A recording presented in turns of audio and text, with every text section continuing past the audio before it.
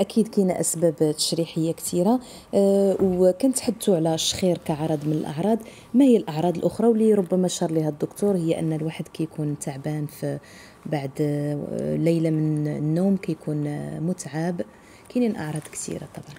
اذا بما ان الشخير هو في حد ذاته واحد الحاله اللي هي غير عاديه، اللي هذا هو المساج الرئيسي اللي خصو يوصل لجميع المواطنين، ان ماشي حاله عاديه ملي كتشخر، ماشي دائما كيسبب في هذا الانقطاع التنفسي، ولكن اذا سبب في هذا الانقطاع التنفسي في الليل كيكون النوم ديالو غير كافي، واخا هو نعس الوقت ديالو الكافي، ولكن بسبب انه كيوقع واحد الفياق غير مجسد، يعني بلا ما ينوض المريض بيدو، ولكن هذاك الاستيقاظ اللي وقع ذهني تخصم من عدد الساعات ديالو. اذا شنو هما الاعراض اللي يقدر تبان على هذا الانسان في الليل؟ اول حاجه كيقدر يكون عنده نوم غير صحي، كيتسمى سومي نون ريباراتور ولا سومي فراغمونتي، كيبقى ينوض بزاف في الليل، اللي تبول لا نيكتوري.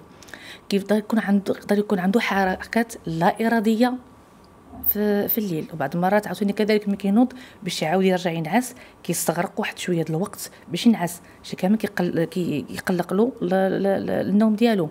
كتكون واحد حاله العرق كثيره ملي كينوض في الصباح، كيجبر راسو على انه بعض المرات حوايجو فاسقين بالعرق، خصوصا من الجهه ديال العنق ديالو. كذلك كتكون حتى في واحد الكثره في الافراز ديال اللعاب، هادشي بالليل. في النهار كيدوز واحد النهار اصلا ملي كينوض في الصباح كينوض بواحد الالم في الراس، كينوض تعبان ما شبعانش النعاس، عنده مشاكل في التركيز، عنده تعب خلال النهار كامل، وفي اي موضع وفي اي وقت يمكن له ينعس. هذه اللي كتسمى لا سومنونس ديورن اكسيسيف، اللي في اي موضع ما كيختارش، واللي كتقدر تسبب في حالات حوادث السير لانه ما شبعش النعاس. دونك كيقبض الطوموبيل مع لا مونوتوني ديال الطريق، كيقدر يعمل حالات ملي كيغلبوا النعاس، كيقدر يسبب يعني من ضمن الاسباب الكبيره ديال حالات ديال حوادث السير.